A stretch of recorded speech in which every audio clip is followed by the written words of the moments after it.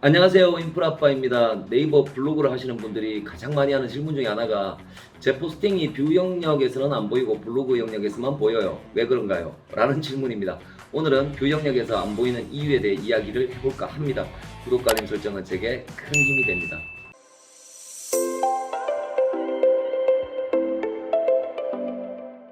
포스팅을 했는데 뷰 영역에서는 안 보이거나 한참 아래의 순위로 노출이 되고 블로그 영역에서는 상위 노출이 돼요 라는 질문에 답부터 드리겠습니다.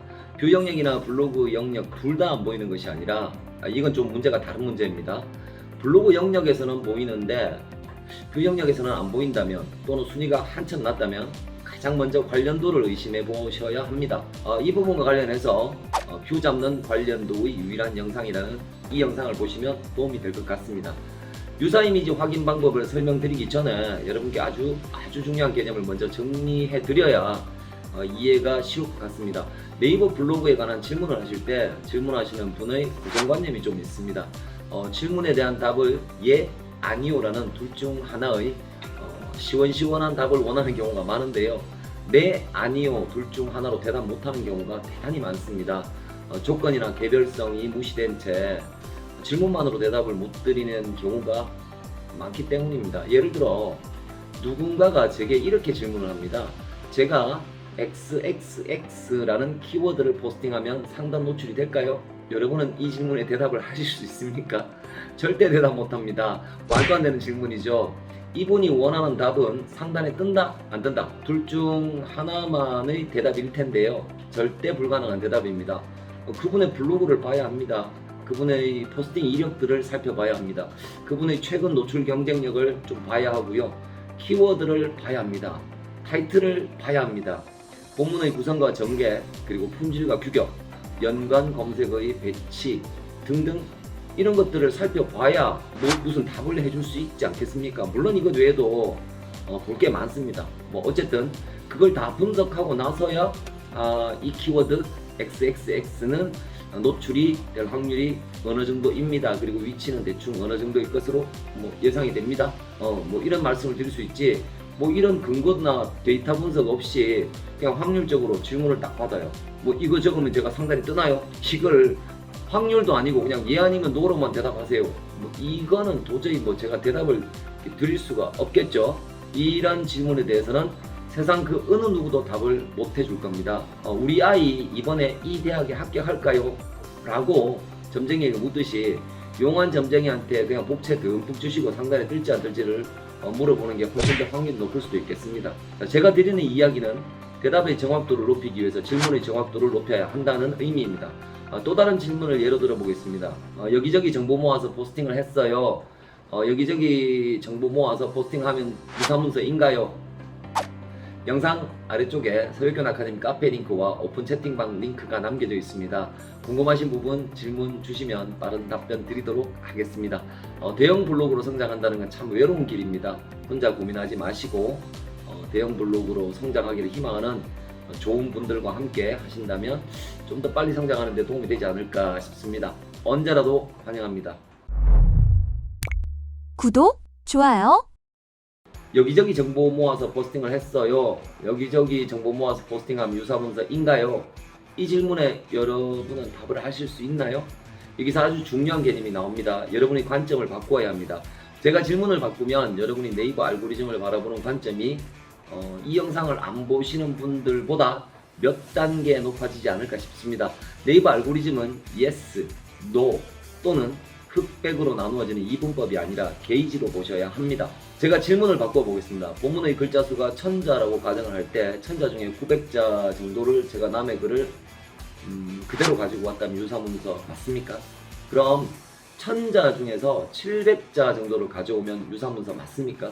1000자 중에 500자 정도의 남의 글을 뺏기면 유사문서입니까? 그럼 1000자 중에 300자를 카피하면 유사문서입니까? 본문 중에 100자를 카피하면 유사문서입니까? 제가 드리고 싶은 이야기는 yes 또는 no, 맞다, 아니다라는 이분법적인 잣대로는 네이버 알고리즘을 해석할 수 없다라는 말씀을 드리고 싶은 겁니다. 1000자 중에 635자 이상이면 유사문서, 1000자 중에 634자 이하 카피는 상관없어. 이상하지 않습니까? 천자 중에 333자 이상 카피하면 유사문서, 332 이하이면 창작문서. 말도 안 되죠. 유사문서뿐만 아니라 키워드 속성이나 타이틀도 마찬가지고요. 이미지도 마찬가지입니다. 여러분은 오늘부터 결과 예측이나 결과 분석 또는 어디 네이버 알고리즘을 바라보실 때 유사문서 또는 유사 이미지라고 단정지어 이분법으로 나누지 마시고요. 유사도가 높은 이미지 또는 유사도가 높은 문서 또는 유사도가 높은 타이틀이라는 개념을 꼭 잡으셔야 합니다.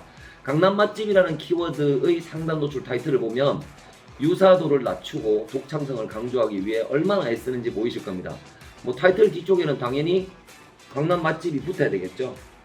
그러면 강남 맛집 뭐 붙어야 되니까 뒤쪽은 당연히 강남 맛집이 붙어야 되니까 이 앞쪽 부분을 유사도를 낮추기 위해서 뭐 기발한 수식어들을 갖다 붙이는데요. 그림 한번 보실까요?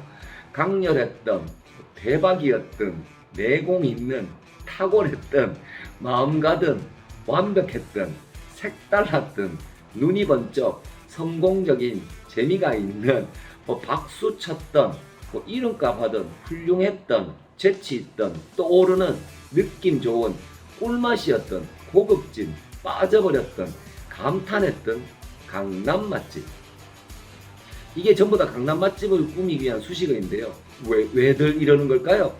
답은 간단합니다. 독창성을 높여서 유사도를 낮추기 위해서입니다. 독창성을 높이면 노출에 유리할까요? 이 답은 간단합니다. 네, 매우 유리합니다. 네이버 블로그 하시는 분들을 부를 때 네이버가 뭐라고 부르냐면 창작자님이라고 부릅니다. 공식 명칭입니다. 무슨 뜻을 내포하고 있을까요? You have to create something unique 라는 뜻을 가지고 있습니다. 즉 유사한 거, 비슷한 거 자꾸 적지 말고 독창적인 걸 만들어 봐 라고 하는 명확한 메시지를 우리에게 주고 있는 겁니다. 독창성을 높인다라는 말은 유사도를 낮춘다는 말과 같은 의미입니다. 다시 한번 말씀드리지만 유사문서이다 아니다라는 이분법적인 관점으로 네이버 알고리즘을 보지 마시고요. 유사도의 게이지로 보는 관점을 가져주신다면 뷰영역 누락이나 순위 밀림 등의 현상을 파악하시는데 도움이 많이 될 것 같습니다.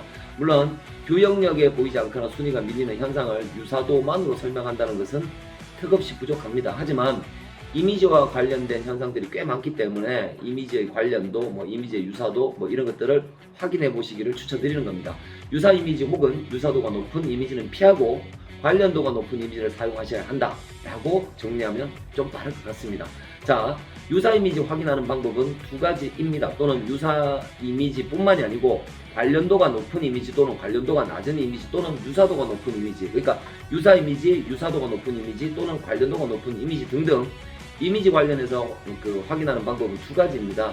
첫째, 키워드 검색. 내가 잡으려고 한 키워드를 검색해서 뷰 영역에 보이지 않거나 한참 아래의 순위라면 이미지 영역에서 내 이미지가 어디에 있는지 찾아보는 방법입니다. 물론 뷰 영역 노출 순위와 이미지 영역 노출 순위는 일치하지 않습니다. 하지만 상당한 관련도가 있기 때문에 이미지 영역에서 내 이미지가 보이지 않는다라면 사용 이미지에 문제가 없는지를 한번 되짚어 보셔야 할 필요가 있습니다. 자, 둘째, 타이틀을 그대로 검색창에 검색하십니다. 그리고 옵션을 설정하셔야 되거든요. 발행한 날짜에 맞춘 다음에 이미지 영역을 한번 보십시오. 그러면 내 이미지가 보이실 겁니다. 이거 타이틀 그대로 넣으셔야 됩니다. 아까는 키워드였고요. 이때 내가 사용한 이미지 중 몇 개의 이미지가 보이는지 또는 몇 개가 안 보이는지, 어떤 게 보이고 어떤 이미지는 안 보이는지를 확인해 보시기를 바랍니다. 물론 이미지 영역에 내가 사용한 이미지가 몇 개 누락되었다고 해서, 그러니까 30개의 이미지를 사용했는데 두세 개가 누락되었다고 해서 뷰 영역에 무조건 노출 안 된다, 절대 그런 뜻은 아닙니다. 블로그 포스팅에 대한 랭크 시그널이 수백 개인데 그 중에 좀 한두 개가 부족해도 나머지 시그널들, 그러니까 어떻게 보면 조건들이죠. 이게 충분하다면 얼마든지 뷰 영역 노출이 가능합니다. 하지만 이런 확인을 통해서, 이미지 확인을 통해서 내 이미지가 이미지 영역에서조차 보이지 않는다면 그 원인을 반드시 찾아내야 합니다.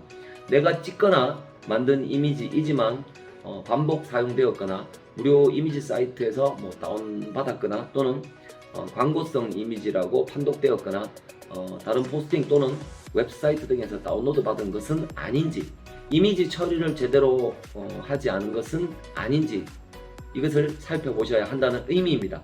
자, 마지막으로 첫째, 이미지만으로 뷰 영역 노출을 가늠할 수 없다. 둘째, 맞다 아니다 라는 이분법적인 관점이 아니라 게이지, 즉 퍼센테이지로 알고리즘을 이해하고 접근해야 한다. 하지만 타이틀 전체를 검색했는데도 이미지 영역에서 내 이미지 중에 몇 개가 보이지 않는다 라면 그건 엄중한 경고이다. 셋, 꼭 원인을 본인이 이해하고 두 번 다시는 같은 일이 반복되지 않도록 적절한 조치를 취해야 한다. 유사 이미지 조심하시고 유사도 높은 이미지 사용 자제하시고, 자, 오늘도 좋은 하루 되십시오.